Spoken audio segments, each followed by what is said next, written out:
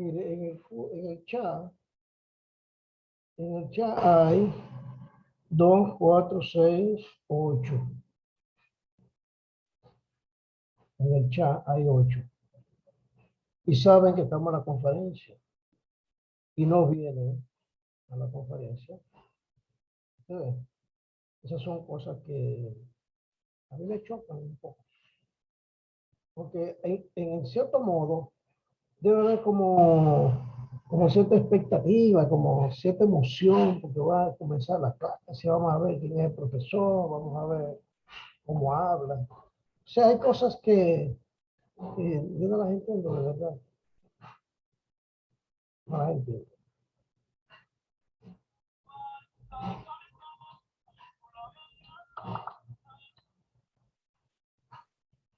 Así es que vamos a seguir presentando.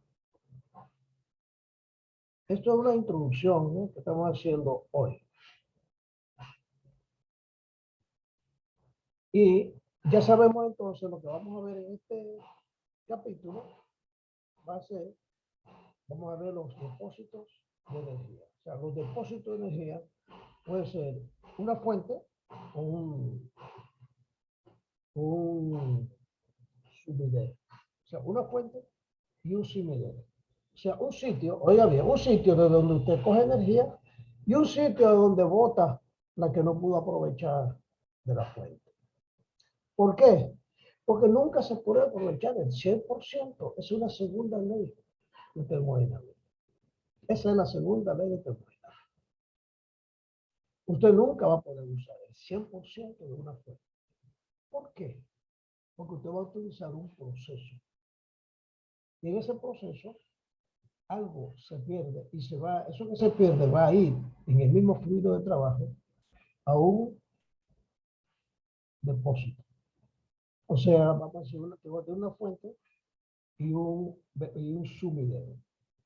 Pero usted puede pasar también energía del sumidero, que se va a convertir en fuente, a la fuente que es la que se va a convertir en sumidero. O sea, usted puede calentar algo que está caliente, calentarlo más, sacando calor de algo que está más frío. Y usted puede calentar algo que está frío, sacando calor de algo que está caliente. Las dos cosas se pueden hacer. ¿Ok? Así que vamos a ver todo eso en este capítulo. O sea, vamos a ver varios enunciados de esa segunda ley, porque, como ya lo dije por un lado, la segunda ley es la entropía. La segunda ley implica calidad. La segunda ley es una eficiencia. Tiene que ver con eficiencia. O sea, hay varias formas de decir la segunda ley. Y entonces, están acompañados esos diferentes enunciados de la segunda ley con una explicación de las máquinas de movimiento perpetuo y la escala de temperatura termodinámica, que ya ustedes la vieron en termo 1, la escala de temperatura termodinámica, pero la vamos a repasar. Luego se introduce lo que es el ciclo de Carnot y se analizan los principios de Carnot. Por último, se examinan las máquinas térmicas de Carnot, los refrigeradores y las bombas de calor de Carnot. Cuando hablamos de un refrigerador, ya usted sabe que usted va a sacar calor de un sitio y lo va a tirar para otro. En todo pasa lo mismo. Igual pasa en la refrigeración. Usted saca calor de un sitio para meterlo en otro. Cuando usted enfría la nevera, usted le saca el calor de la nevera. Pero el calor que saca de la nevera lo tira para la cocina, para el ambiente. Ok, y una bomba de calor es el ciclo de refrigeración al revés. Al revés, que saca calor de un sitio frío para meterlo en uno que está más caliente. Esa es la bomba de calor. Por ejemplo, en invierno las casas hay que calentarlas. Entonces pone un calentador, una bomba de calor. En vez de ser un refrigerador, es una bomba de calor. Saca calor del ambiente que está frío y se lo entra a la casa para mantenerlo caliente. Eso es la bomba de calor. Entonces todo eso lo vamos a explicar. O sea, eso es parte de este capítulo. Entonces vamos a la segunda ley. Vamos a leerlo, ya ustedes más o menos saben, y vamos a irla afinando con las definiciones que más comunes de la segunda ley. Dice, el capítulo 4 y 5 se explicó la primera ley de termodinámica, o el principio de la conservación de la energía, a procesos tan relacionados con sistemas cerrados y abiertos. Y usted sabe, un sistema cerrado es aquel en que en la frontera no hay flujo máximo. No hay flujo en la frontera. Desde el punto de vista, no hay flujo térmico. Desde el punto de vista térmico. Y vimos, ustedes lo vieron allá en ese capítulo, ese tema, lo vieron en el termo 1. Se señaló en varias ocasiones en esos capítulos, la energía es una propiedad que se conserva.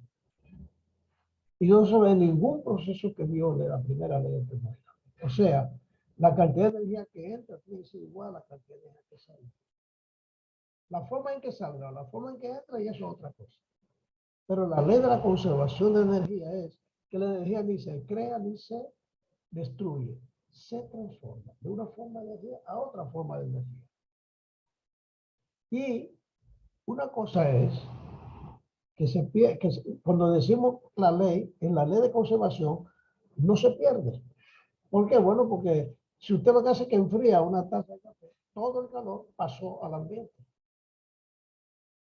No habla de pérdida, porque donde quiera que se vaya, es una forma de energía, donde quiera que se vaya.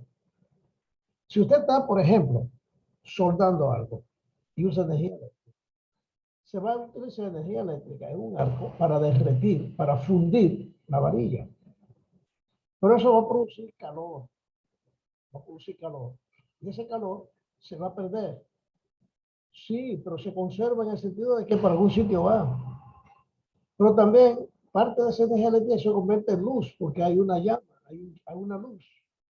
Bueno, para el proceso de soldadura hay una pérdida de energía, porque la energía se la convierte en trabajo. Pero cuando usted convierte energía en trabajo, ya es una segunda ley. Entonces, cuando usted la convierte en trabajo, algo se pierde. Ah, pero la primera ley es que para algún sitio se va. ¿Ok? Dice acá, una experiencia común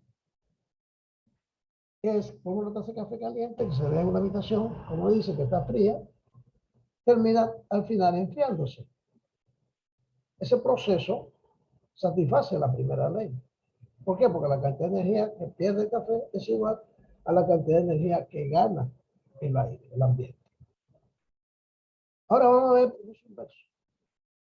Café caliente que se disuelve, que se vuelve incluso más caliente en una habitación más fría como resultado de la transferencia de calor desde el aire. Es el proceso contrario. Se sabe que ese proceso nunca va a ocurrir en forma natural. Sin embargo, cuando se haga, va a violar la primera ley. Ok, cuando se haga, usted puede sacar energía del ambiente para calentar la taza, va a violar la primera ley. O sea, perdón, al hacerlo, no la viola la primera ley. Porque usted sabe la cantidad de calor que usted va a meter a la taza caliente desde el ambiente va a ser la misma que usted sacó del ambiente. Tampoco viola la ley. La primera ley es inviolable. Entonces, cuando la cantidad de energía que pierde el aire, el ambiente, sea igual a la cantidad de energía que gana el café, es la conservación de la energía. Esa es la primera ley. Ok, otro ejemplo común es el calentamiento de una habitación mediante el paso de corriente eléctrica por un resistor, o sea, por una resistencia. Entonces, por una resistencia, la resistencia se calienta porque tiene baja conductividad térmica. Entonces, la corriente hace, como pasa con las luces incandescentes, que lo que tienen un alambrito que se pone incandescente cuando le pasa la corriente. Entonces, en ese proceso, se calienta pasando aire a través de esa resistencia, se calienta la habitación. Nuevamente también, la primera ley dice que la cantidad de energía eléctrica suministrada a la resistencia va a ser igual a la cantidad de energía transferida al aire de la habitación como calor. No hay forma, no hay otra. Ahora, si usted intenta invertir el proceso, o sea, con un aire caliente, usted va a hacer esa cantidad de calor, lo va a transferir a la resistencia para que produzca energía eléctrica. Eso no va a ocurrir, ¿verdad que no? Jamás. Pero no quiere decir que no pueda hacerse. Pero de forma natural no va a ocurrir. Pero sí puede hacerse, ¿verdad que sí? Usted coge calor del ambiente, y ya usted tiene ese calor. ¿Cómo usted produciría calor de energía eléctrica a partir de un calor? Usted coge el calor y ese calor evapora con ese calor un fluido. Ese vapor de ese fluido que usted evaporó lo hace pasar por una turbina, que porque ese vapor va a estar a alta presión, y si usted lo pasa por una turbina y sale a más baja presión, esa turbina va a mover un eje, ese eje mueve un dinamo, y ese dinamo produce electricidad. Ah, pero es cierto, en todo ese proceso, la energía que usted utilizó se fue perdiendo, o sea, se fue yendo para otro sitio que no era tu objetivo, y por eso es la segunda ley. Vamos a considerar otro ejemplo, que es el mecanismo que vemos aquí, una rueda con una paleta y una pesa. Eso que usted está viendo ahí. Eso que usted está viendo ahí. Si usted deja bajar esta lámina, esta pesa, rápido, y mueve estas paletas en este sistema cerrado, el aire que está ahí adentro, por el movimiento de estas paletas, se va a calentar un poco. Se va a calentar. Ah, pero si usted enfría esto aquí, la pesa no va a subir sola. ¿Verdad que no? No va a subir sola. O sea, eso va a decirle que en la naturaleza los procesos ocurren en una dirección, en forma natural, donde hay un potencial. Un potencial puede ser una diferencia de temperatura, o un potencial puede ser una energía potencial. Entonces, esa figura que vemos aquí, la rueda gira cuando la masa desciende y agita el fluido y se calienta. El ambiente está aislado, por lo tanto se va a calentar por la fricción. Entonces disminuye la energía potencial de esta masa, disminuye su energía potencial y se transfiere su energía potencial en una energía cinética que mueve este eje. Y ese eje aumenta la energía interna del aire. Y al aumentar la energía interna del aire, entonces aumenta su temperatura. ¿Verdad que sí? De acuerdo con el principio de conservación de energía. Sin embargo, el proceso inverso de subir la masa transfiriendo calor desde el fluido a la paleta no es posible. La naturaleza no ocurre de esa forma. Pero si lo hiciera, no viola la primera ley. Si lo pudiera hacer con cualquier mecanismo que usted se invente, no violaría la primera ley. Porque la primera ley es que la energía siempre se conserva. Cambia de forma. Esa es la primera ley. Entonces, esos tres ejemplos que vimos son claros, que los procesos van en una dirección, no en la dirección contraria, solamente en una dirección. Vamos a comparar de nuevo. La primera ley de termodinámica no dice en qué dirección va el proceso, pero satisfacerla no asegura que el resultado ocurra en procesos naturales. O sea, la primera ley dice que la energía se conserva. Se puede transformar a otra forma de energía, pero lo que entra y lo que sale son iguales. Esta falta de adecuación de la primera ley para identificar si un proceso puede ocurrir, puede tener lugar, se resuelve introduciendo otros principios que la segunda ley de termodinámica. Vamos a ver más adelante que el proceso inverso antes viola la segunda ley de termodinámica. Y esa violación se detecta fácilmente con la ayuda de una propiedad que se llama entropía, que vamos a ver en el capítulo 7, próximo capítulo. ¿Ok? Esa entropía es cuando dice, cuando hay una pérdida de energía, entonces afecta la calidad de la energía, el aprovechamiento, la eficiencia de aprovechamiento. Por lo tanto, si entendemos la entropía, vamos a entender bien la segunda ley. Entonces, un proceso no puede ocurrir a menos que satisfaga tanto la primera ley como la segunda. Las dos tienen que cumplir. Para que ocurra algo, tienen que cumplir las dos. No hay forma. Ok, aquí dice que vea la figura 6.5. Tararán, tararán. Mire acá. Este proceso, este proceso cumple con la primera ley. Es un proceso que está tanto la primera como la segunda ley termodinámica para que se pueda llevar a cabo. Por este proceso, ¿de qué se trata? Fíjense aquí que tiene esa fuera como si fuera una valvulita. Como si fuera una valvulita. Este proceso lineal, que usted ve, lineal sinusoidal, es un ciclo. Son cíclicos. Un proceso en el que siempre va en esa dirección. Cumple con la primera ley. Cuando usted interrumpe el proceso aquí y sigue lineal, y interrumpe aquí y sigue lineal, quiere decir que hay pérdida. Por lo tanto, ya no hay ciclo. Pero cumple con la segunda ley en el sentido de que hay pérdidas, pero se puede ocurrir el proceso. Y los procesos pueden ocurrir en las dos direcciones. En las dos direcciones.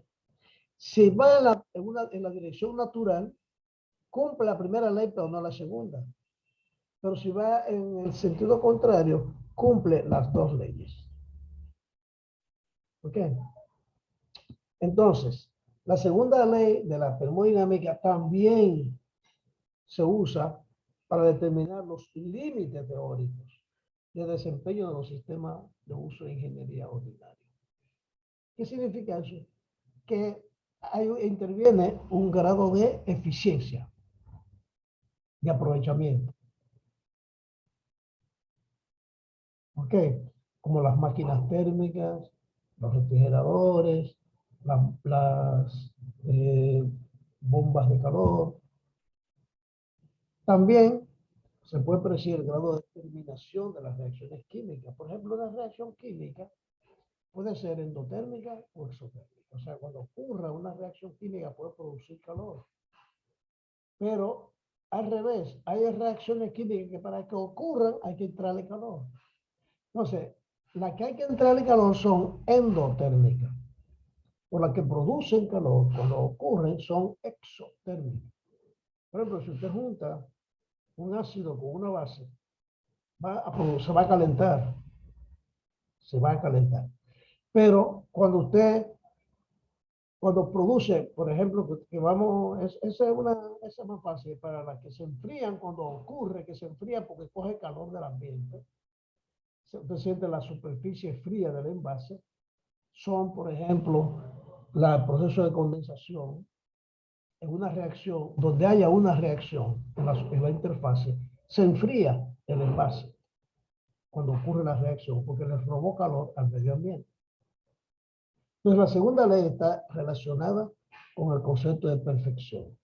De hecho, la segunda ley define la perfección, define el nivel de perfección de un proceso, o sea, la eficiencia.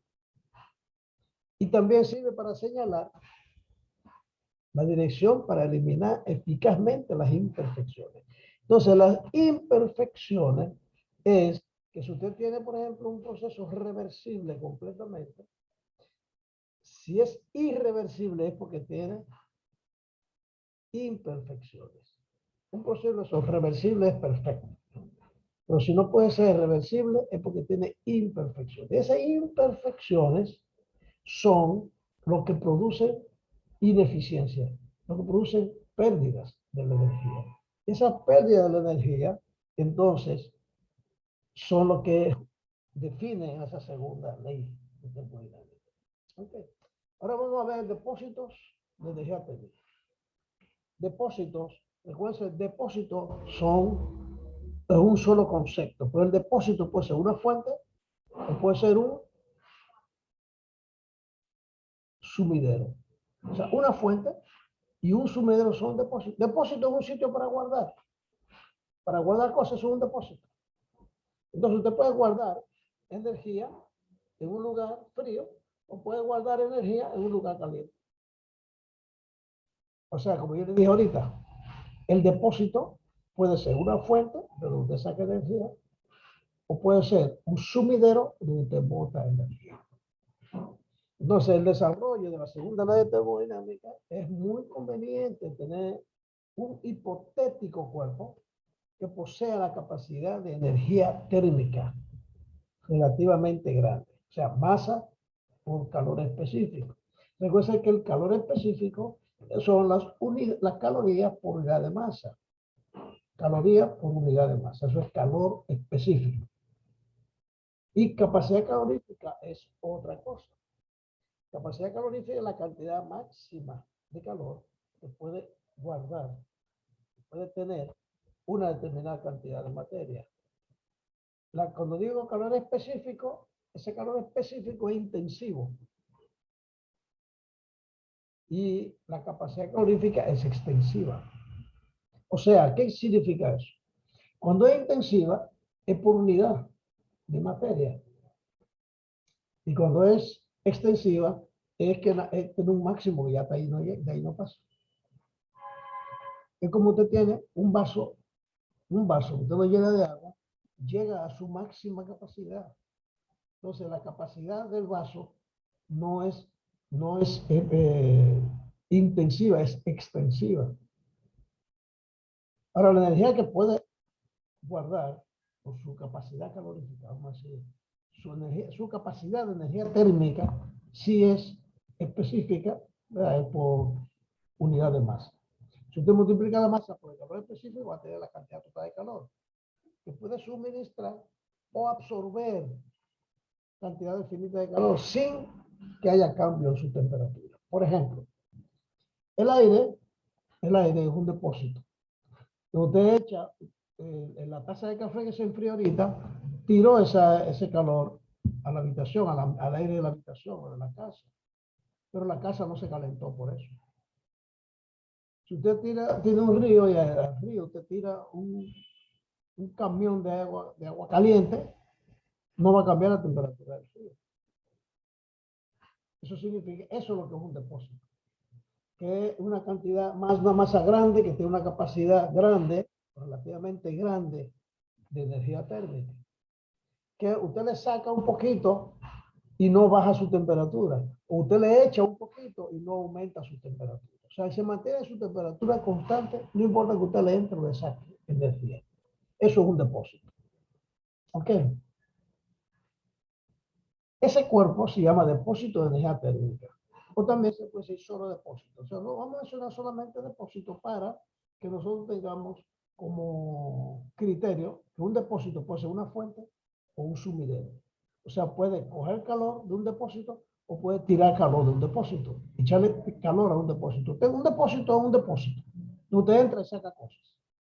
O sea, usted tiene un depósito en un almacén, un depósito, usted puede guardar cosas ahí, pero después volver a buscarlas. O sea, que en el depósito usted entra y saca cosas. Cuando saca cosas de ahí, es una fuente. Y cuando tira cosas ahí, es un sumidero. O sea, en la práctica, digamos, los grandes cuerpos como de agua, como los océanos, los lagos, los ríos, así como el aire, ¿verdad? Se pueden almacenar grandes cantidades de energía.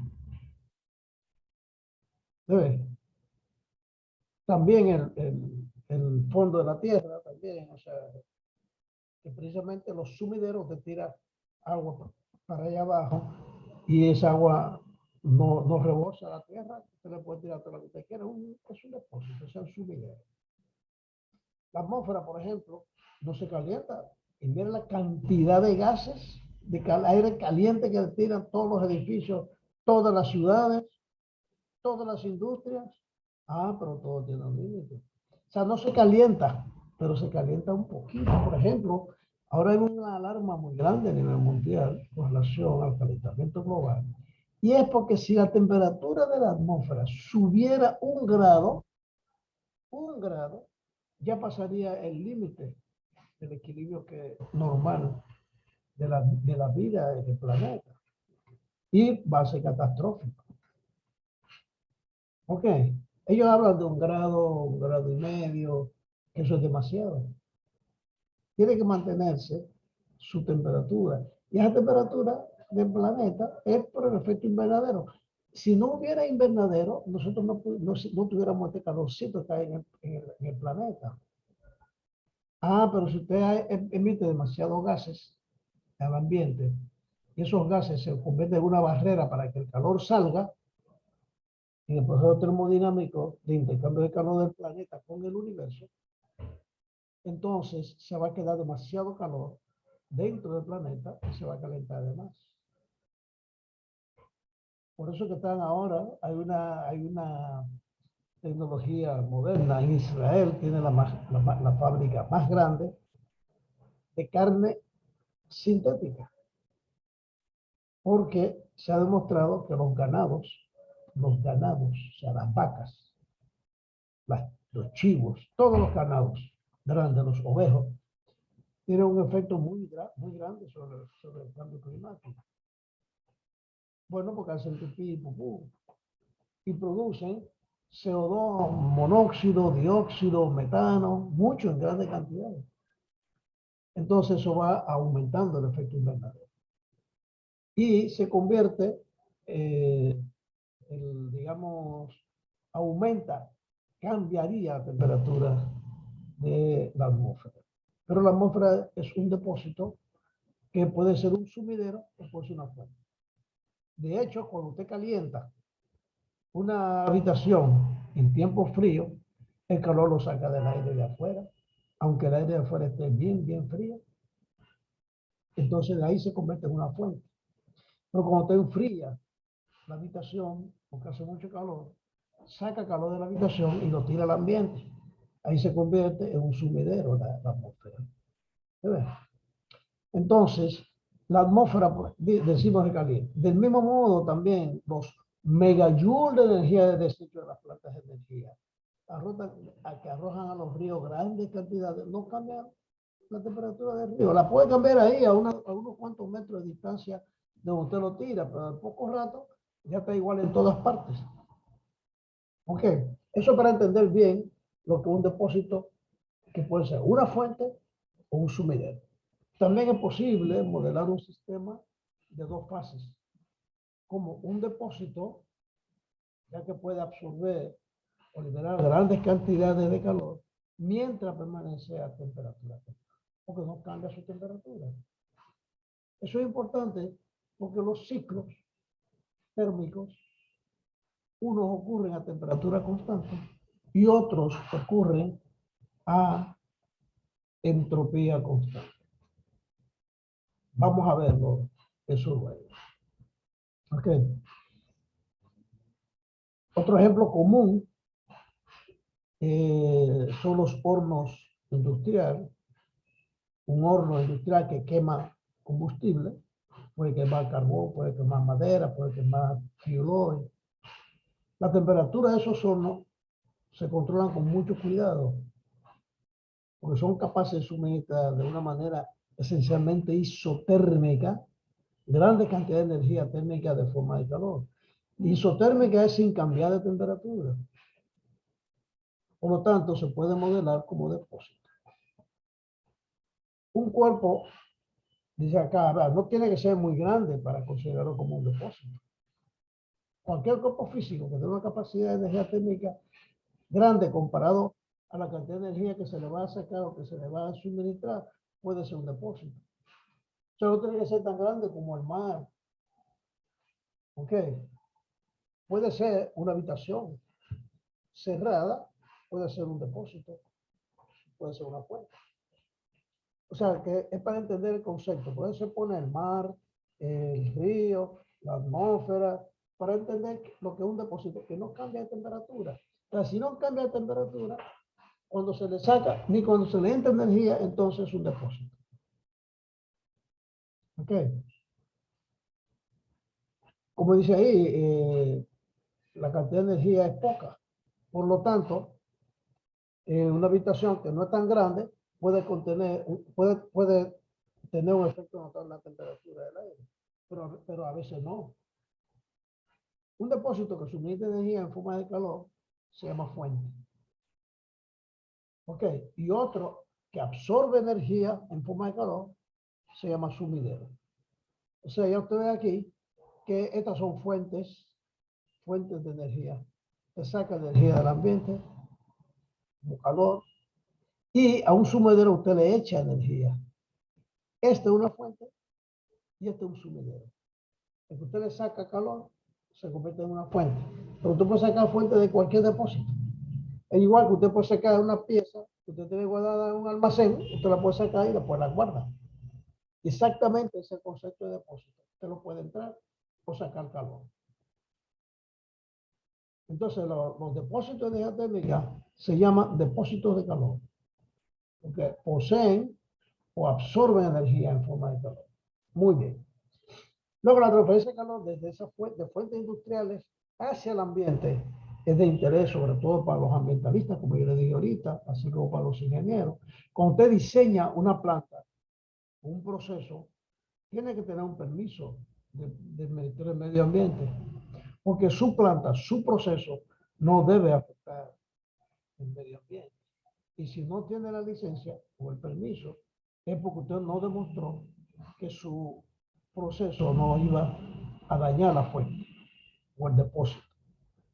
O sea, el manejo irresponsable de la energía, de desechos, o sea, de energía que se pierde, puede aumentar de forma importante la temperatura del ambiente en algunas proporciones y se llama contaminación térmica.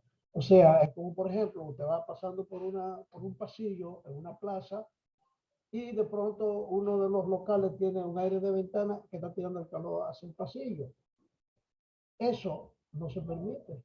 Se llama contaminación térmica. ¿Ok?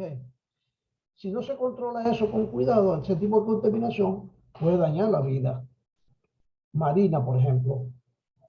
Puede dañar, por ejemplo, ahí donde está la planta que se llama, la que está ahí en el Osama, el aire caliente, el agua caliente que ellos tiran del enfriamiento de la turbina, esa agua caliente que ellos tiran ahí, impide que por ahí hayan peces. O sea, no puede haber peces hasta una distancia larga. Entonces ahí no puede haber ningún tipo de vida. Ahora hay vida que sí, esa es su temperatura adecuada, que son algunas bacterias, algunos hongos, y por eso usted ve que crecen muchísimas cosas verdes alrededor de donde se vierte. ¿Ok?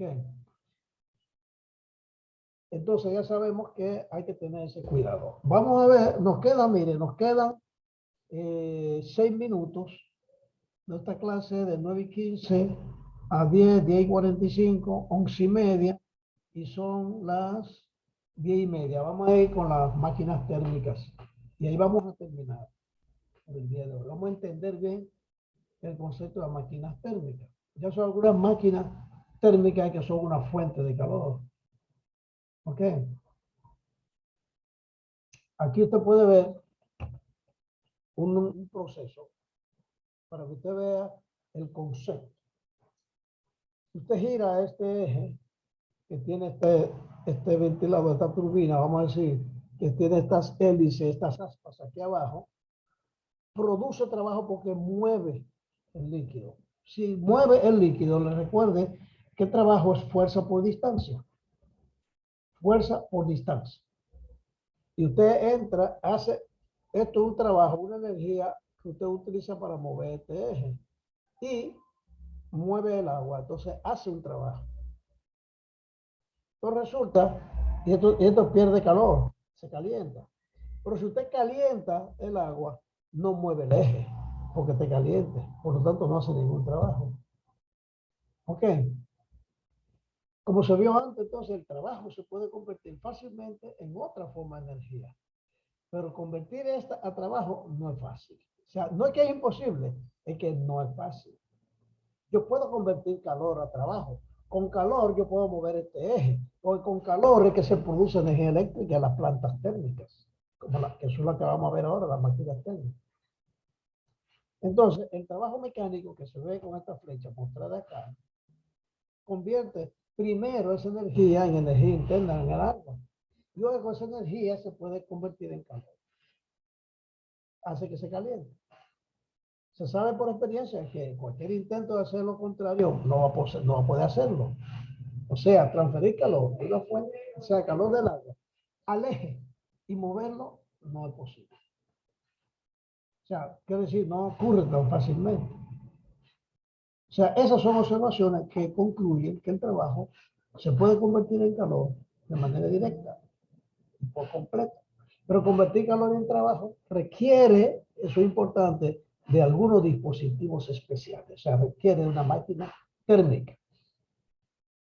¿Entiendes? O sea, se puede hacer trabajo a partir de calor, pero necesita unos mecanismos, unos dispositivos especiales. Y esos dispositivos se llaman máquina térmica. ¿Cómo funciona la máquina térmica? Bueno, la máquina térmica difieren mucho entre sí. Hay muchos tipos de máquinas térmicas que reciben calor y producen trabajo. ¿Ok? Ya como veo aquí en esta figura. Miren bien. Esto es una fuente. Esta es la máquina térmica y este es el sumidero. Yo recibo calor de la fuente, entra a la planta térmica y de ahí una parte produce calor, de trabajo. Pero otra parte que no se convierte en trabajo se va en forma de calor al sumidero. Esta fuente de calor puede ser combustible. Esto que está aquí es una caldera con vapor, con turbina y produce energía o simplemente mueve un eje y produce trabajo. Pero sale de acá. Hay un medio para llevar el calor aquí, que es un fluido de trabajo. Entonces se calienta agua y aquí sale más fría porque perdió calor aquí, pero sale con alguna temperatura y se bota al otro depósito que se llama sumidero. Entonces, ¿cuál es el proceso? Recibe calor de una fuente a temperatura alta, que puede ser energía solar, puede ser un horno de petróleo, puede ser un reactor nuclear, puede ser leña en un lecho de un horno de leña, lo que sea, y convierte parte de ese calor en trabajo. ¿Ok? Solo, solo una parte. Que normalmente se expresa como una flecha giratoria. Aquí no la pusieron, pero una flecha giratoria indica eso. Entonces, el calor que se rechaza, o sea, rechaza el calor que no se convirtió en trabajo, lo rechaza a un sumidero. El sumidero puede ser un río, puede ser la atmósfera, puede ser cualquier sitio. Y estas operan en un ciclo. ¿Qué significa que opera en un ciclo? Vamos a ver cuál es el ciclo para que eso se repita incesantemente. Incesantemente. La máquina térmica y otros dispositivos cíclicos, por lo común, requieren de un fluido. Y ese fluido hacia y desde el cual se transfiere calor, mientras experimenta un ciclo. El que experimenta un ciclo es el fluido. Entonces, a ese fluido se le conoce como fluido de trabajo.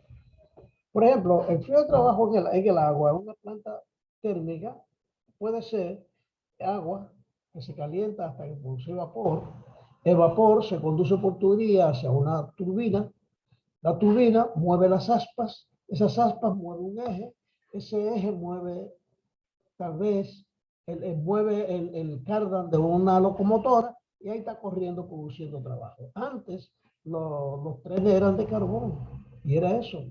Producían vapor y el vapor movía el eje con una turbina y tiraba de desecho al ambiente el vapor de baja presión y baja temperatura que va a contaminar el ambiente, que se llevaba también, o que se lleva también los resultados, los gases de la combustión. Nos queda menos de un minuto.